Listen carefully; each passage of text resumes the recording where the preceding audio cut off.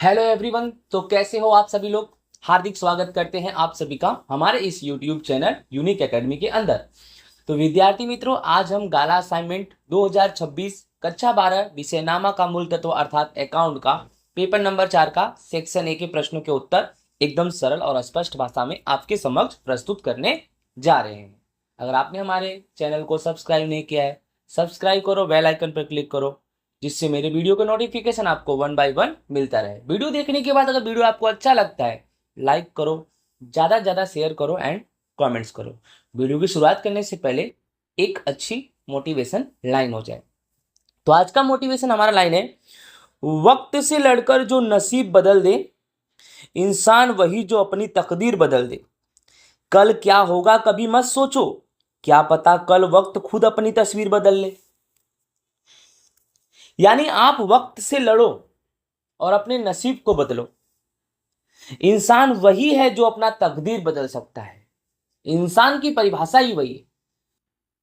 आप इस दुनिया में आए हो तो आप अपने तकदीर को अगर बदल सकते हो, समय से लड़कर आप अपने तकदीर को बदल सकते हो। अगर आपका दुख का समय चल रहा है और आप उस दुख के समय से लड़कर अपने दुख को सुख में बदल सकते हो, तो आप ही एक इंसान हो। कल क्या होगा कभी मत सोचो। आप आज के दिन ये सोच रहे हो कि कल सब कुछ ठीक हो जाएगा, कल सब कुछ ठीक हो जाएगा। इसी उम्मीद के साथ आप वर्तमान जी रहे हो कि कल ठीक हो जाएगा सब कुछ, कल सब कुछ ठीक हो जाएगा। लेकिन मैं ये बोल रहा हूं, इस बात की क्या गारंटी है कि जो कल का इंतजार आप कर रहे हो वो कल ही ना आए, या वो कल आए तो आपके अनुसार ना आए। कुछ भी हो सकता है। इसीलिए कल का मत सोचो, आज का सोचो। इसीलिए काल करे सो आज कर। जो कल करना है उसे आज करो, और जो आज करना है उसे अभी करो भाई। आई होप आपको समझ में आ गया होगा। चलो स्टार्ट करते हैं। विभागे पेपर नंबर 4 2026। सबसे पहले हम सही विकल्प की चर्चा करेंगे। पहला क्वेश्चन, साझेदारों के चालू खाते के उधार बाकी का ब्याज पीढ़ी के लिए क्या गिना जाता है। तो उधार यानी डायरेक्टली कहां आएगा, पूंजी दायित्व वाले पक्ष में, तो ये आवक है। इसको आप याद ही कर लो। उधार बाकी बोले तो आवक और जमा बाकी बोले तो खर्च। क्लियर। दूसरा, स्थिर पूंजी खाता पद्धति में साझेदारों के भाग का लाभ कौन से खाते कौन से पक्ष में लिखा जाता है।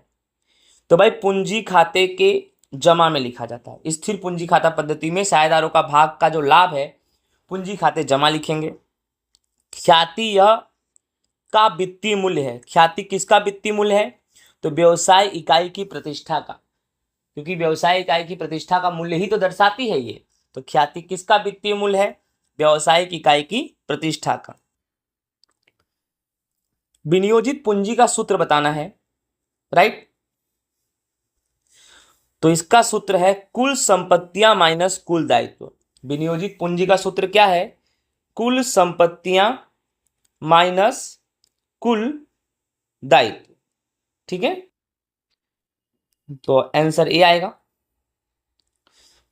पांचवा, साझेदारी पेढ़ी के पुनर्गठन के समय पक्की तलपट में दर्शाई गई संशोधन विकास खर्च ये कहां दर्शाएंगे। तो ये साझेदारों के पूंजी खाते के उधार में दर्शाएंगे। कहां दर्शाएंगे, साझेदारों के पूंजी खाते के उधार में, क्योंकि ये पुनः मूल्यांकन खाते में पुनर्गठन के समय पुनः मूल्यांकन खाता बनाया जाता है, और पुनः मूल्यांकन खाते के जमा में ये संशोधन विकास खर्च की बाकी दी गई होती है। तो इसीलिए इसको कहां दर्शाएंगे, उधार में, पूंजी खाते क्रोश में। ठीक है।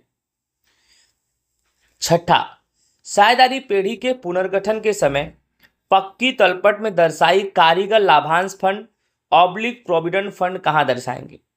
तो भाई पुनः मूल्यांकन खाते और पक्की तलपट के पूंजी दायित्व में। एकदम आसान है। पुनर्गठन के समय कारीगर लाभांश फंड प्रोविडेंट फंड ये दोनों दायित्व है, पेढ़ी का क्या है, ये दायित्व है।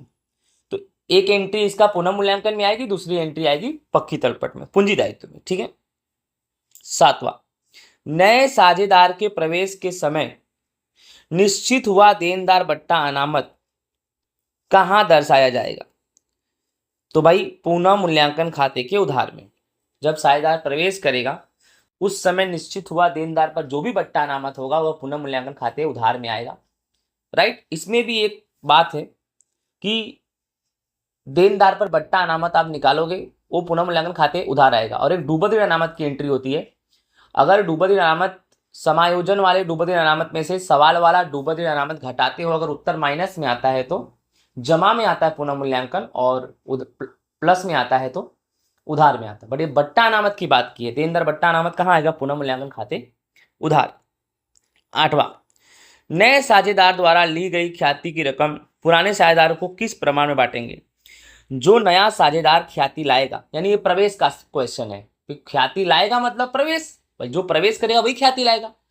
तो जो बंदा प्रवेश करेगा अपने साथ जो ख्याति लाएगा उसको हमेशा त्याग के प्रमाण में बांटेंगे। और यही अगर ऐसा बोले कि जो साझेदार निवृत्त हो रहा है वो अपने भाग की ख्याति ले जाएगा तो उसे कौन से प्रमाण में देंगे? लाभ। प्रवेश बोले तो त्याग और निवृत्ति बोले तो लाभ। Clear cut.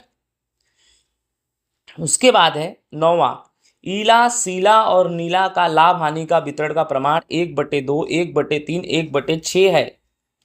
नीला निवृत्त होती है तो चालू साझेदारों के लाभ हानि वितरण का प्रमाण ज्ञात करो। एकदम ये आसान है कि भाई ईला है, सीला है, नीला है, ठीक है। और अब बेटा नीला निवृत्त हो रही है, नीला निवृत्त हो रही है तो नीला को हटा दो, इसको हटा दो, तो 1/2, 1/3 बचा कि नहीं बचा? अब गणना कैसे करेंगे? ईला, ईला का कितना है? 1/2। और सीला का कितना है? 1/3। यहाँ हर समान कर दो, बस हर क्या कर दो? समान। जैसे यहाँ 3 का गुणा किया तो यहाँ 6 हो गया, अगर नीचे 3 तो ऊपर भी 3, तो 1/3 3 और 2/3 6। तो इसका भी हर समान करो। 3 है, 6 करने के लिए 2 से गुणा करो, ऊपर भी 2 से गुणा करना पड़ेगा।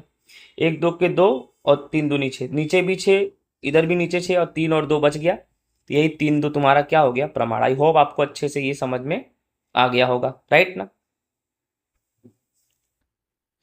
नेक्स्ट क्वेश्चन 10, साझेदारी पेढ़ी के विसर्जन के समय संपत्ति के उपज में से सर्वप्रथम कौन सा खर्च चुकाया जाता है? तो विसर्जन खर्च। सर्वप्रथम बोले तो विसर्जन खर्च और अंत में बोले तो साझेदारों की पूंजी। समझ में आ रहा है ना? सर्वप्रथम बोले तो विसर्जन खर्च और अंत में बोले तो साझेदारों की पूंजी। ठीक है, आगे देख। साझेदारी पेढ़ी के विसर्जन के समय सामान्य अनामत, कारीगर अकस्मात, मुआवजा फंड, लाभ हानि खाता की बाकी कहाँ ले जाएंगे? तो ये सबको हम ले जाएंगे पूंजी खाता। प्रावधान और अनामत इन सब की बाकी हम कहाँ ले जाएंगे? तो पूंजी खाते ले जाएंगे। Clear cut. चलो भाई 12वां, bank of control for cricket in India BCCI company किस प्रकार की कंपनी का उदाहरण है? आंसर आएगा जिम्मेदारी से मर्यादित company. Most time question for board examination. Board exam के लिए सबसे इंपॉर्टेंट क्वेश्चन है ये, बहुत बार पूछा गया है। Board of control for cricket in India BCCI company किस प्रकार की कंपनी का उदाहरण है? तो जिम्मेदारी से मर्यादित कंपनी। 13वां, कंपनी धारा के अनुसार कंपनी कितने प्रकार के शेयर प्रकाशित कर सकती है? तो कंपनी धारा के अनुसार कंपनी 2 प्रकार के शेयर प्रकाशित कर सकती है। Okay, clear cut. 14, डिवेंचर कितने प्रतिशत बट्टा से प्रकाशित कर सकते हैं? तो आंसर आएगा बोर्ड ऑफ डायरेक्टर के द्वारा निश्चित किया गया दर। जो बोर्ड ऑफ डायरेक्टर दर निश्चित करेगा उसी प्रतिशत के आधार पर बट्टा को हम प्रकाशित कर सकते हैं, डिबेंचर से बट्टा प्रकाशित कर सकते हैं। लाभ हानि पत्रक में किसको आधार के रूप में लिया जाता है? मोस्ट IMP है, तो लाभ हानि पत्रक में बिक्री को आधार के रूप में लिया जाता है। ठीक है। 20वां, निम्न में से किसका परिचालन यानी गैर परिचालन आवक में समावेश होता है?